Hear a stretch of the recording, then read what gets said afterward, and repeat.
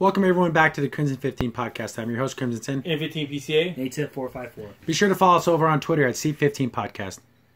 So, sad news today. Stan the Man Lee, the king of Marvel Comics, the big honcho, the guy everyone loves. He's just a good guy. He was always... He passed away at 95, so it was been expected for a while, but it doesn't make it any easier. No. Yeah. Born in 1922. Yeah, he was a veteran. He fought in World War II. World War II. He was Air Force. Yeah. He has had an interesting life. I mean, if you just go back and you just follow everything, he's the ups and downs and how he wanted to get out of the comic book game, and his wife told him, well, if you're going to leave, do the story you want to tell. Yeah. Fantastic Four. Are you kidding me? And that was his, like, you know what? This is my swan song. I'm done. If I'm going to be out of the game, I'm going to do it the way I want to do it. And actually, believe it or not, his literal name was Lever, and the reason why he did Stan Lee is he thought he didn't want to be associated with comics, and that way he can get it. When he gets out of it, he can actually write that great American novel he's going to write. That never happened. That never happened. But it's just all these crazy little things that happened at Marvel, and him and Jack Kirby and their relationship, and it was off and on, and it was heated and it was hated. It is such a fact. Just the history of comic books, just following Stan Lee by himself. It's a roller coaster ride. It's an amazing story. And then the point you're talking about the military, I looked at Stan Lee's Twitter. The tweet before he died, he talked about the veterans and all that because it's today. So I thought that was poignant. Yeah, he died day. He died on Veterans Day. Yeah. And it was actually Sunday, but they celebrated Monday because they want to give people a day off. Yeah. But it's just it's sad, but it was expected. So he missed his wife. And, I don't know, I believe in an afterlife. I believe he's with his wife, and he's happy, and he's not sick, and that's what brings me comfort. And he finally patched out the rest of his relationship with Jack Kirby. With Kirby, exactly, like I was saying. And it was just, I am glad that he doesn't, because he was so sick. Yes. And if you followed the last, 2 or 3 months of his life, it was pretty bad. Yeah. I mean, I remember when those people, that whole bad thing about him basically going in and kind of getting taken advantage of, and how he was at the last convention, he was kind of slumped over, and he was kind of he didn't even know where he was at. He didn't even know what was going on. Because we actually met him at Phoenix Comic back when Phoenix Comic Con was called Comic Con. Yeah, it was 7 years ago. Almost. 7 years ago, and we got a picture with him super quick, and even then, I could see how he was very frail at the time, and that was 7 years ago. Yeah, so I can imagine. Yeah, but it's just if it wasn't for Stan Lee, we wouldn't have comic books. Really, I don't think we would have any. No. There'd be comic strips, I still think. Yeah. But like the Garfield and stuff like that. But I don't think there would be modern superheroes the way they are now. Outside of I would say maybe Walt Disney, and then to like you said, you could say Shigeru Miyamoto, Miyazaki. I would say. Yeah.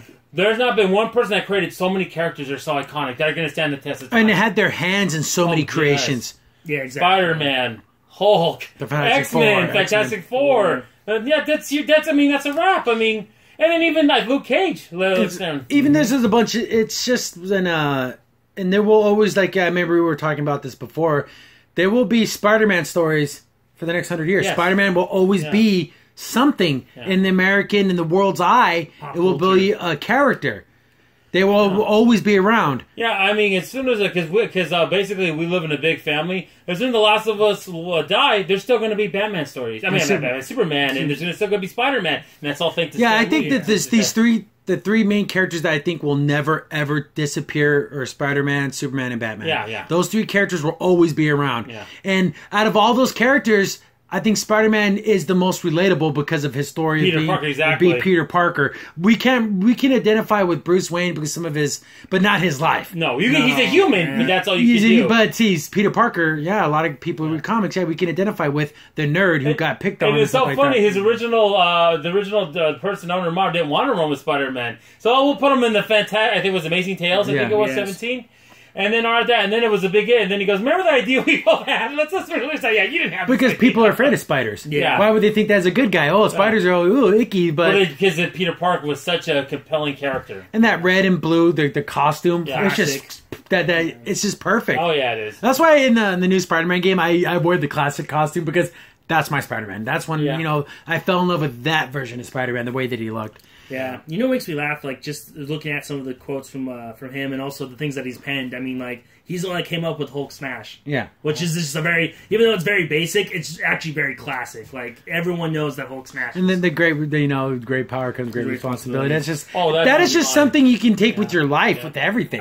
Whoever holds this hammer, if he be worthy, shall possess the power of Thor. It's just cool stuff like that. It's just cool crap. That's just like awesome. And here's like the reason why I mentioned also Batman and Superman, because yes, they came out first, but would it have been lasting without Marvel being in there? Yeah. That's always been the great question. I have always been a Marvel guy. I love too. DC stuff. There's a lot of cool DC characters that I love. But Marvel will always be where my heart is, and my heart will always be with the X-Men. Yes. That is my team. The thing that when I saw the X-Men, that's why I went to Marvel. Justice League, they're great and fine, but man, do I love the X-Men. And Stan Lee was part of that. That was one of his pillars. Yeah. And it's just, there's going to be weeks of this, kind of like that empty feeling. Yes. That there's been that emptiness that's left the world of entertainment and pop culture. Because all the way up to the day he died, he loved the characters and he loved comic books and he loved everything about it. Like, there's some people who go beyond whatever the thing they helped create and they kind of resent it. He loved it all the way through to the end. Well, he was the kind of type, like, when he was probably the most heartbroken when he had to sell a lot of characters for Marvel when they broke down. But out of that, when it started becoming popular again, he actually sought them back out. Like, he wanted to own them all again.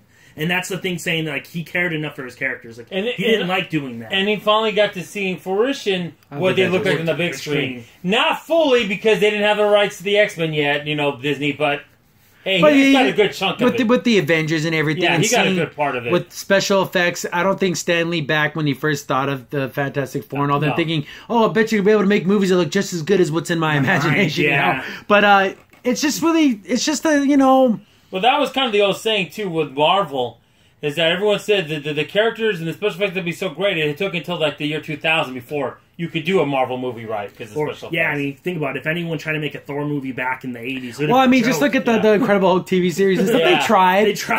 They're fun, but they are what they are, But it's so cool, because you can see in all those movies and all those shows and stuff, he has his name right there, Stan Lee. And even all the way up to, like, Gifted, you see Stan Lee's name on it. So it's cool to see that it's lasted this test of time. It's just one of those guys that the Mount Rushmore of pop culture. Stan Lee's on there with Walt Disney and you were bringing up Miyazaki and Shigeru Miyamoto. If you want to count video games in with that, the world would be different without those guys. Yeah. And Stan Lee, I think out of all of them, if I had to only pick one, I'd pick Stan Lee. Yeah, I mean, Disney is close, but it's close, it's just super sad. And we knew everyone knew it was coming, because the man can't live 95. He can't live forever.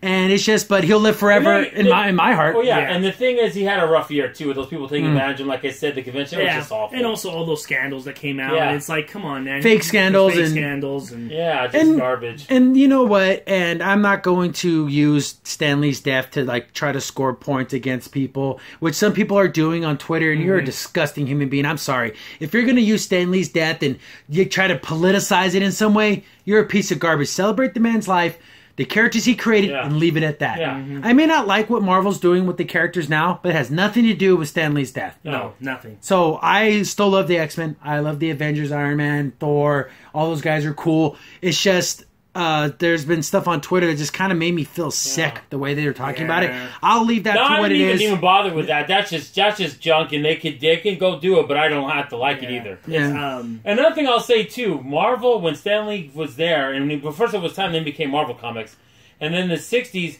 the comic book readers started to be more educated, smarter, college level. They started to like it. See, Stan Lee carried it to everyone. You didn't have to be an idiot to like comic books. You didn't have to be just a kid to like comic books. And that's what DC was catering to back then. Oh, especially with, like Batman and Superman.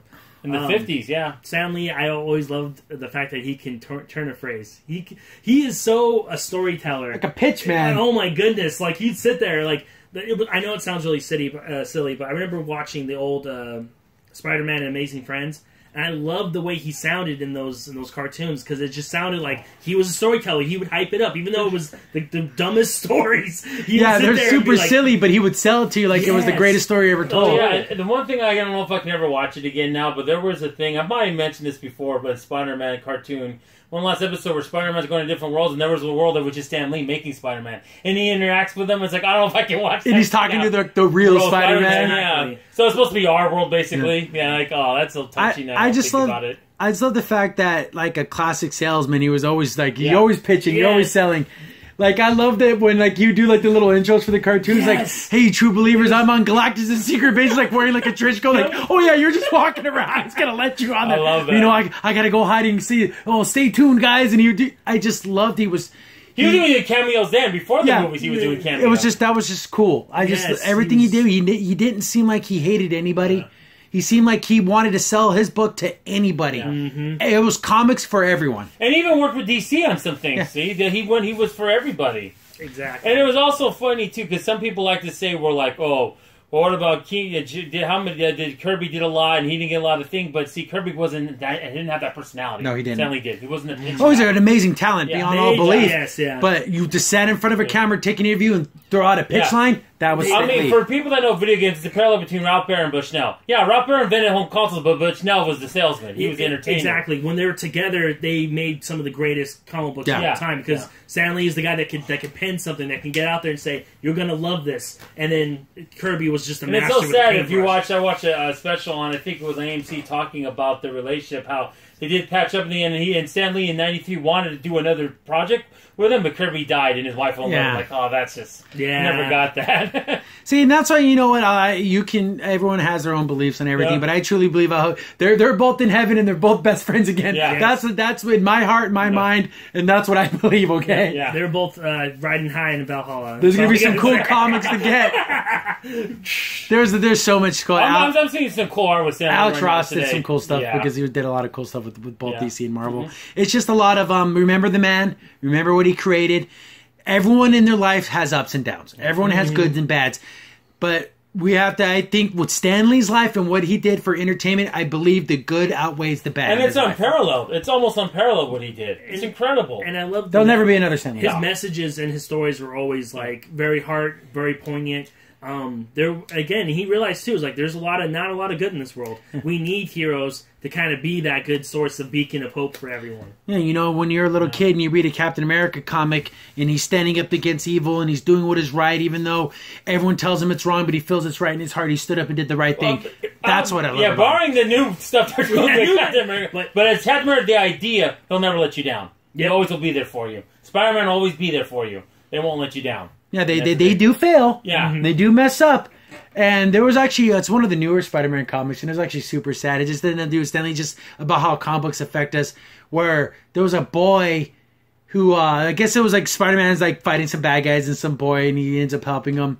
And then the kid's like, oh, Spider-Man, he says, what do I need your help? And he's like helping him with his math homework. But then the boy ends up dying in some bad guy attack, and Spider-Man couldn't save him. And then Spider-Man is just at the end of the day, he's just like, I couldn't save that kid, and he like was helping him with his homework and stuff like that. And it's so beautiful, and there's no dialogue. You just see the pictures, and you see Spider-Man at the end just being sad, and it's just, that's the power of comic books. They're not just for little kids. They're not just stupid cereal box prizes. They can tell deep, meaningful stories, and that's what Stan Lee understood. The human that condition. Yes. You know? And the thing is, his heritage is so big, you can go to some tribe that is not connected to the outside world, they would know what Spider-Man Yeah, is. there's something like Mickey Mouse. Mouse. They would know. They would just know. They've done stuff they like don't that agree. where there be people like certain things like what was it like Michael Jordan, a couple of the people that they know who these characters Yeah. are. Oh, yeah. Ronald McDonald, that was Yeah. another one that was just Yeah, kids- this person probably never even been to a McDonald's. They never probably see Spider-Man, but they know he exists. Yeah, they know it's a thing. Yeah. It's But incredible. it's celebrate his life. Yeah, will be remembered for now until forever because these characters will live forever. yeah. And there's just a thank Mr. Lee, Stan the Man Lee, for bringing us and me personally the X-Men and the comic books, and seeing that maybe if you can't find heroes in real life, you can find heroes in these comic books, even though they're not real. They're real in your heart and in your mind. And if you don't have positive role models, at least you can find them in the Yeah. comics. And the thing is, I feel sometimes a little guilty because we got to meet Stan Lee, and I got to thank him, and he smiled at me. And that I wish everyone could have got that experience, but And if Stanley had the time and thing, he would meet with every comic book fan. Yeah, he would. really would. Yeah.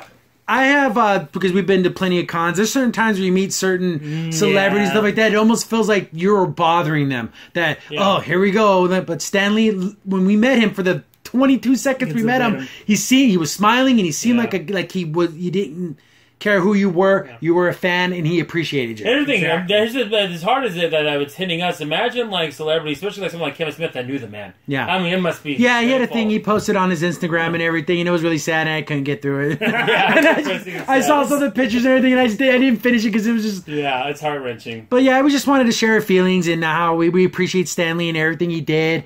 And we understand that he had a hard time towards the end. And I truly believe that, in this passing, he missed his wife and now he gets to be a bit with her again. Yeah. I truly honestly And the believe thing is, that. he only didn't have to wait long. She only died a couple years ago. Yeah. So. Yeah, I mean, he's a storyteller. I love those kind of happy end stories. So I pray and everything that's So true. good. I do. So, 'Cause Excelsior from Exactly. all the way up to heaven. Yeah, Yeah, to the heavens and above. the heavens above, and enough said. Crimson Sin here. Thanks for watching, and be sure to like, sub, and share. Also, for the most up-to-date information about the podcast, follow us on Twitter at C15 Podcast.